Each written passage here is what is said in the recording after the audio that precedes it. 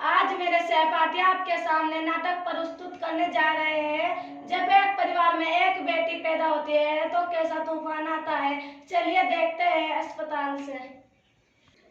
बधाई हो आपके घर में बेटी पैदा हुई है। ए भगवान, ये कैसा अनर्थ हो गया जो हमारे घर में बेटी पैदा हो गई। कौन से पाप किए थे हमने जो हमारे घर में बेटी पैदा हो गई। ए भैया, आप कैसे बिताए? आपको तो खुश होना चाहिए, आपके घर में लक्ष्मी पैदा हुई है। ए भगवान, ये कैसा अनर्थ हो गया जो हमारे घर में बेटी पैदा कर दी। हमने कौन से पाप किए थे? हमें तो नर्क में भी जगह नहीं मिलेगी। रिश्तेदारों को हम कैसे मुंह दिखाएंगे? हमारा वंश कैसे आगे बढ़ेगा? जहाँ बेटा मनहूस को तालाब में फेंकिया।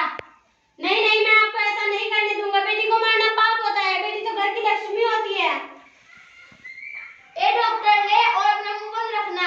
चल बेटी ला के दे। हाँ माँ जी, अब तो मैं अपना मुंह बंद ही रखूंगा। लो माँ जी। ले बेटा, इस मनहूस को तालाब में फेंकिया। जी माँ जी, अभी फेंक के आता हूँ। रुको, मेरी बेटी को कहाँ ले जा रहे हो? तालाब में फेंकने जा रहा हूँ। नहीं, मैं आपको ऐसा नहीं करने दूंगी। इसे छोड़ दो। इस मासूम की क्या गलती है?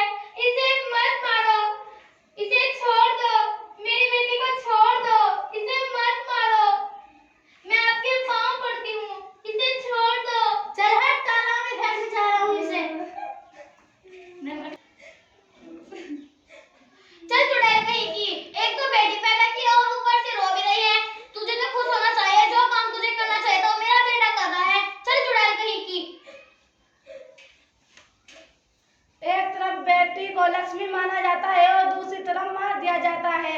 ये कैसा समाज है? एक तरफ बेटी को उड़ने के लिए पंख दिए जाते हैं और दूसरी तरफ काट दिए जाते हैं। ये कैसा दोगला समाज है? चलिए देखते हैं। जब एक परिवार में एक बेटा और एक बेटी पैदा होती है तो देखते हैं बेटी के साथ कैसा भेदभाव होता है। चलिए देखते हैं।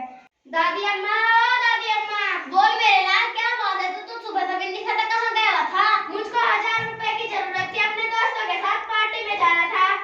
ले मेरे लाल, और अच्छे से खूब मजे करना मेरी प्यारी दादी। दादी अम्मा, आ गई मनहूस, बोल क्या बात है? मुझको 100 रुपए चाहिए, स्कूल की फीस जमा करनी है। मेरे पास क्या पैसों का पेट लगे जो मैं तुझे पैसे दूं? और वैसे पढ़ लिख कर तू क्या करेगी? दूसरे के घर में जाके चूल्हा चौका करेगी और बच्चे पालेगी। दे दो ना दादी माँ। चल भाग यहाँ से परे। एक तरफ बेटे को मस्ती उतारने के लिए 1000 रुपए तो दे दिए, पर एक तरफ बेटी को पढ़ने के लिए उसकी फीस के लिए 100 रुपए तक नहीं दिए। क्या बेटी को पढ़ने का अधिकार नहीं है? अगर बेटा सान है तो बेटी स्वाभिमान है। बेटा बेटी दोनों समान है। जितना बेटे को पढ़ने का अधिकार है उतना ही बेटी को पढ़ने का अधिकार है। चलिए देखते हैं विवाह के समय। कविता, ओ कविता। जी दादी। चल तुझे लड़के वाले देखने आए हैं। लड़के वाले किस लिए दादी? तेरी शादी करने तू हमारे ऊपर बोझ पड़ी है। नहीं दादी, मुझे भी शादी नहीं करनी, मुझे भी पढ़ना है, पढ़ लिख कर कुछ बनना है। चल कॉलेज पढ़ने के लिए गिनती है। नहीं दादी, नहीं दादी, चल जल्दी। नहीं दादी, नहीं दादी। यार क्या कर रहे हैं? इतनी सी छोटी उम्र में इसकी शादी क्यों कर रहे हैं? अब इसकी पढ़ने की उम्र है, इसे पढ़ने दीजिए, कुछ बनना चाहती है। ए मास्टरनी, ये ज्ञान अपने स्कूल में जाके बांटना, यहाँ मत बांट। ए मास्टर, ये मेरी बेटी है, मैं जो चाहूँ वो करूँ। इसे पढ़ाने के लिए मेरे पास पैसे नहीं है। अगर पैसे नहीं है तो इसका एडमिशन सरकारी स्कूल में कराएं। वहाँ ड्रेस, जूते, किताबें और तो और खाना भी फ्री मिलता है। एक तरफ बेटे के वास्ते पढ़ी लिखी बहू ढूंढी जाती है, दूसरी तरफ अपनी खुद की बेटी को पढ़ाना नहीं चाहते। एक तरफ बेटी और बहू का लेडीज डॉक्टर से इलाज करवाना चाहते हैं और दूसरी तरफ अपनी खुद की बेटी को पढ़ा लिखा कर डॉक्टर नहीं बनाना चाहते हैं। ये कैसा समाज है? ये कैसा दोगला समाज है? जितना बेटे को पढ़ने का अधिकार है उतना ही बेटी को पढ़ने का अधिकार है। अगर बेटा संतान है तो बेटी भी आपकी संतान है। बेटा बेटी दोनों समान है, उन्हें समान अधिकार दे। बेटी बचाओ, बेटी पढ़ाओ, बेटी बचाओ, बेटी पढ़ाओ, बेटी बचाओ, बेटी पढ़ाओ, बेटी बचाओ, बेटी पढ़ाओ। देखा आपने क्या हो रहा है हमारे समाज में? इस समाज में, इनकी सोच में, लोगों की सोच में, दिमाग में जंग लग चुका है। अपने बेटे को तो पढ़ाएंगे, भैया बेटा हमारे पास रहेगा, बेटियां दूसरे घर जाएंगी तो इनको मत पढ़ाओ, इनको सिर्फ रोटी बनाना, खाना पकाना यही सब आना चाहिए।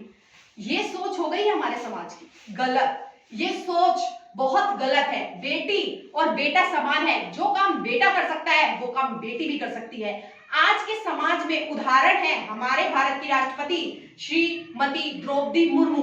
वो भारत की राष्ट्रपति है। क्या वो एक महिला नहीं है? वो भी एक महिला है और आदिवासी महिला है। देखिए और प्रेरणा लीजिए। जो देख रहे हैं मेरी इस वीडियो को, तो मैं हाथ जोड़कर विनम्र निवेदन करना चाहती हूँ कि बेटी को रोटी पकाना आए या ना आए, लेकिन उसे अपने अधिकारों के लिए लड़ना जरूर आना चाहिए। और ये तभी होगा जब हमारी बेटियां पढ़ी लिखी और शिक्षित होंगी। तो हाथ जोड़कर निवेदन है कि अपनी लड़कियों को, अपनी बालिकाओं को, इन नन्ही नन्ही परियों को जरूर पढ़ाएं। धन्यवाद। बेटी बचाओ, बेटी पढ़ाओ।